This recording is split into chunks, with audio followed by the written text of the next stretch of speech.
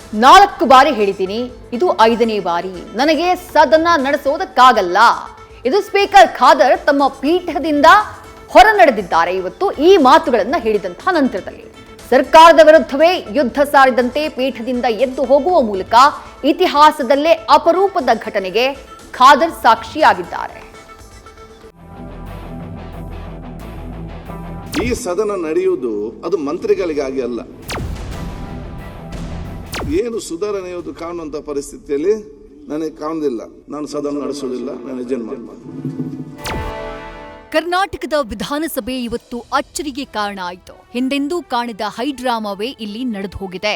ವಿಪಕ್ಷಗಳು ಸದನ ಬಹಿಷ್ಕಾರ ಮಾಡೋದು, ಸಭಾತ್ಯಾಗ ಮಾಡೋದು ಸಾಮಾನ್ಯ. ಆದ್ರೆ ಸದನದ ಅಧ್ಯಕ್ಷರೇ ಮೊದಲ ಬಾರಿ ಪೀಠದಿಂದ ಸಿಟ್ಟಿನಿಂದ ಸಭಾತ್ಯಾಗ ಮಾಡಿದ್ದಾರೆ.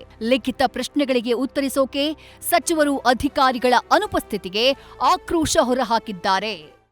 ಏನು ಸುಧಾರಣೆ ಕಾಣುವಂತ ಪರಿಸ್ಥಿತಿಯಲ್ಲಿ ನನಗೆ ಕಾಣುವುದಿಲ್ಲ. ಈ ರೀತಿಯ ಬಹುಶಃ ಇದು ಧೋರಣೆ ಆದರೆ ಬಹುಶಃ ಇವತ್ತು ಎಲ್ಲ ಸದಸ್ಯರು ಮೆಚ್ಚುವ ರೀತಿಯಲ್ಲಿ ಇದು ಸದನವನ್ನು ಹೇಗೆ ನಡೆಸುವಂಥದ್ದು. ಆದ ಕಾರಣ ಬಹುಶಃ ಆಗಿಲ್ಲ. ನಾನು ಕೇಳಿದೆ ಅಂತ ಹೇಳಿದರೆ, ಆದ ಕಾರಣ ಇವತ್ತು ಈ ಸಂಬಂಧಪಟ್ಟ ಮಂತ್ರಿಗಳು ಮತ್ತು ಸೆಕ್ರೆಟರಿಗಳು ಬಂದು ಕೂತ್ಕೊಂಡು ಏನು ಸಮಸ್ಯೆ ಯಾಕೆ ಆಗಿದೆ ಆ ಕೊಡ್ತಂದು ಹೇಳುವ ತನಕ ಕೂಡ ನಾನು ಸದನ ನಡೆಸುವುದಿಲ್ಲ, ನಾನು ಎಜೆಂಟ್ ಮಾಡ್ತೀನಿ.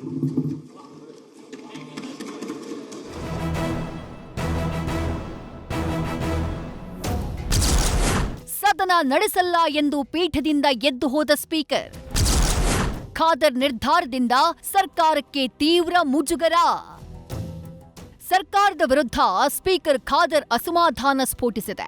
ಸದನದಲ್ಲಿ ಕೋರಂಗೂ ಮಂತ್ರಿಗಳು ಬರಲ್ಲ ಅಂತ ಹೇಳಿ ಸರ್ಕಾರದ ವಿರುದ್ಧ ಚಾಟಿ ಬೀಸಿದ್ದಾರೆ. ಸಚಿವರ ಬೇಜವಾಬ್ದಾರಿತನಕ್ಕೆ ಕಿಡಿಕಾರಿದ ಸ್ಪೀಕರ್ ಮಂತ್ರಿಗಳಿಗಾಗಿ ಸದನ ನಡೆಸಬೇಕಾ ಅಂತ ಪ್ರಶ್ನಿಸಿ ಪೀಠದಿಂದ ತೆರಳುವ ಮೂಲಕ ಸರ್ಕಾರಕ್ಕೆ ಬಿಸಿ ಮುಟ್ಟಿಸಿದ್ದಾರೆ. ಅಷ್ಟಕ್ಕೂ ಸದನದಲ್ಲಿ ಇವತ್ತಾಗಿದ್ದೇನು ಅನ್ನುವುದನ್ನ ನೋಡುವುದಾದ್ರೆ 230 ಪೈಕಿ 84 ಪ್ರಶ್ನೆಗಳಿಗೆ ಮಾತ್ರ ಸಚಿವರಿಂದ ಉತ್ತರ ಬಂದಿದೆ. ಈ ಬಗ್ಗೆ ಮೊನ್ನೆಯೇ ಮಂತ್ರಿಗಳು ಸರ್ಕಾರಕ್ಕೆ ಸ್ಪಷ್ಟವಾಗಿ ಹೇಳಿದ್ದ ಖಾದರ್ ಸದನ ನಡೆಸೋದು ಮಂತ್ರಿಗಳಿಗಾಗಿ ಅಲ್ಲ, ಶಾಸಕರ ಸಮಸ್ಯೆಗಳಿಗಾಗಿ ಅಂತ ಕೆಂಡುವಾಗಿದ್ರು. ಎಲ್ಲ ಪಕ್ಷಗಳ ಶಾಸಕರು ಪ್ರಶ್ನೆಗಳನ್ನ ಕೇಳ್ತಾರೆ. ನಿಯಮಾವಳಿ ಪ್ರಕಾರ ಕೇಳಿದ ಪ್ರಶ್ನೆಗಳಿಗೆ ಸರ್ಕಾರ ಉತ್ತರ ಕೊಡ್ಲಿಲ್ಲ ಅಂದ್ರೆ ಹೇಗೆ ಅಂತ ಹೇಳಿ ಪ್ರಶ್ನಿಸಿದ್ರು. ಹಾಗಾದ್ರೆ ಶಾಸಕರು ಸದನಕ್ಕೆ ಯಾಕೆ ಬರಬೇಕು? ಸರಿಯಾದ ಸಮಯಕ್ಕೆ ಮಂತ್ರಿಗಳು ಬರೋದಿಲ್ಲ. ಹಿಂದೆಯೂ ಈ ಬಗ್ಗೆ ಸೂಚನೆಯನ್ನ ನೀಡಿದ್ದೇನೆ. ಈಗಾಗಲೇ 4 ಬಾರಿ ಸೂಚನೆಯನ್ನ ಕೊಟ್ಟಿದ್ದೇನೆ. 5ನೇ ಬಾರಿಯೂ ಸುಧಾರಿಸದಿದ್ರೆ ಏನು ಮಾಡೋದು? ಹೀಗೆ ಸುಧಾರಣೆ ಕಾಣದೇ ಇದ್ರೆ ಸದನ ನಡೆಸೋದ್ ಹೇಗೆ? ಎಲ್ಲ ಸದಸ್ಯರು ಮೆಚ್ಚೋ ಹಾಗೆ ಕಲಾಪವನ್ನ ನಡೆಸೋದ್ ಹೇಗೆ? ಹಾಗಾಗಿ ಸಚಿವರು ಬಂದು ಹೇಳುವವರೆಗೂ ಸದನ ನಡೆಸುವುದಿಲ್ಲ ಅಂತ ಹೇಳಿ ಖಾದರ್ ಎದ್ದು ಹೊರಟೇ ಬಿಟ್ರು. ಈಗ ನಾನು ಸರ್ಕಾರಕ್ಕೆ ಯಾಕೆಂತ ಹೇಳಿದ್ರೆ, ಮೋದಿ ಬಹಳ ಸ್ಪಷ್ಟವಾಗಿ ನಾವು ಮೊನ್ನೆ ಹೇಳಿದ್ದೇವೆ, ಈ ಸದನ ನಡೆಯುವುದು ಅದು ಮಂತ್ರಿಗಳಿಗಾಗಿ ಅಲ್ಲ, ಅದು ಶಾಸಕರಿಗೆ ಬೇಕಾಗಿ ನಡೆಸುವಂತ ಅಧಿವೇಶನ. ಯಾಕೆ ಮಂತ್ರಿಗೆ ಯಾವಾಗ ಬೇಕು ಚರ್ಚೆ ಮಾಡ್ತಾರೆ. 3 ತಿಂಗಳಿಗೊಮ್ಮೆ ಶಾಸಕರು ಸೇರಬೇಕು, ಅವರ ಸಮಸ್ಯೆಯನ್ನು, ಅವರ ಊರಿನ ಸಮಸ್ಯೆಯನ್ನು ಚರ್ಚೆ ಮಾಡಬೇಕು. ಅದಕ್ಕಾಗಿ ಎಲ್ಲಾ ಪಕ್ಷದವರು ಕೂಡ, ಎಲ್ಲಾ ಸದಸ್ಯರು ಕೂಡ ಪ್ರಶ್ನೆ ಕೇಳ್ತಾರೆ. ಇವತ್ತು ಅವರು ನಿಯಮಾವಳಿ ಪ್ರಕಾರ ಕೇಳಿದಂತ ಪ್ರಶ್ನೆಗೆ ನಾವು ಇವತ್ತು ಸರ್ಕಾರ ಉತ್ತರ ಕೊಡದಿದ್ದಲ್ಲಿ ಮತ್ತೆ ನಾವು ಹೇಳ್ತೇವೆ ನೀವು ಶಾಸಕರು ಬರುವುದಿಲ್ಲ, ಯಾಕೆ ಬರಬೇಕು? ಯಾವ ರೀತಿ ಆಗ್ತದೆ? ಇವರು ಪ್ರಶ್ನೆ ಕೇಳಿದವರಿಗೆ ಉತ್ತರ ಇಲ್ಲ. ಕಾಲಿಂಗ್ ಅಟೆನ್ಷನ್ ನಲ್ಲಿ 15ಕ್ಕಿಂತ ಜಾಸ್ತಿ ತಗೊಳ್ಬೇಡಿ. ಸರಿಯಾದ ಸಮಯಕ್ಕೆ ಕೋರಂ ಮಾಡಲಿಕ್ಕೆ ಮತ್ತೆ ಆ ಸಮಯದಲ್ಲಿ ಬರುವುದಿಲ್ಲ. ಅದಾದ್ರೆ ಯಾವ ರೀತಿ ಇವತ್ತು ಹೋಗುವಂಥದ್ದು? ಅದೇ ಏನು ಸುಧಾರಣೆ ಕಾಣುವಂತ ಪರಿಸ್ಥಿತಿಯಲ್ಲಿ ನನಗೆ ಕಾಣುವುದಿಲ್ಲ. ಈ ರೀತಿಯ ಬಹುಶಃ ಇದು ಧೋರಣೆ ಆದರೆ ಬಹುಶಃ ಇವತ್ತು ಎಲ್ಲ ಸದಸ್ಯರು ಮೆಚ್ಚುವ ರೀತಿಯಲ್ಲಿ ಇದು ಸದನವನ್ನು ಹೇಗೆ ನಡೆಸುವಂಥದ್ದು. ಆದ ಕಾರಣ ಬಹುಶಃ ಆಗಿಲ್ಲ. ನಾನು ಕೇಳಿದೆ ಅಂತ ಹೇಳಿದ್ರೆ, ಆದ ಕಾರಣ ಇವತ್ತು ಈ ಸಂಬಂಧಪಟ್ಟ ಮಂತ್ರಿಗಳು ಮತ್ತು ಸೆಕ್ರೆಟರಿಗಳು ಬಂದು ಕೂತ್ಕೊಂಡು ಏನು ಸಮಸ್ಯೆ ಯಾಕೆ ಆಗಿದೆ ಆ ಕೊಡ್ತಂದು ಹೇಳುವ ತನಕ ಕೂಡ ನಾನು ಸದನ ನಡೆಸುವುದಿಲ್ಲ, ನಾನು ಎಜೆಂಟ್ ಮಾಡ್ತೀನಿ.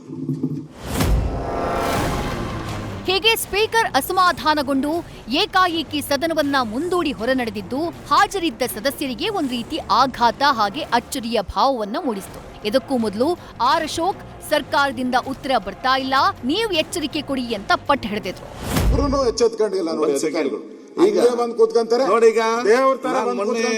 ದೇವ್ರ ತರ ಆರಾಮ್ಸೆ ಮನೆ ಹೊರಟೋತಾರೆ. Find a solution. Solution triggering ಆಯ್ತು. ಈಗ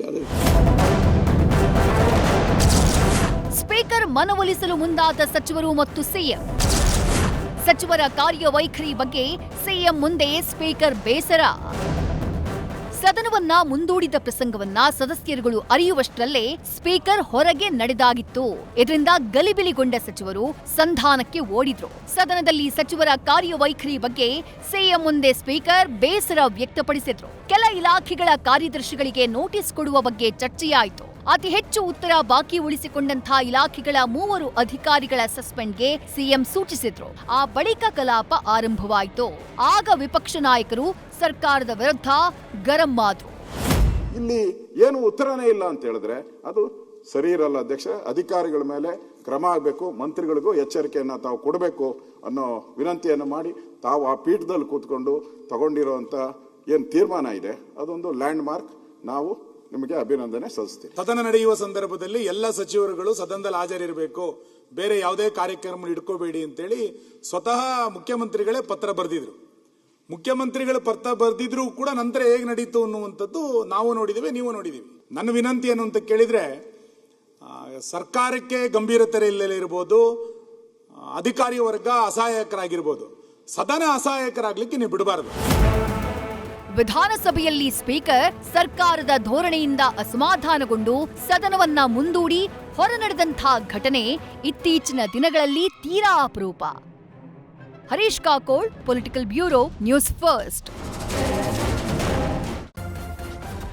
ನ್ಯೂಸ್ ಫಸ್ಟ್ ನಿರ್ಭೀತಿಯಿಂದ ನಿಮ್ಮ ಪರವಾಗಿ.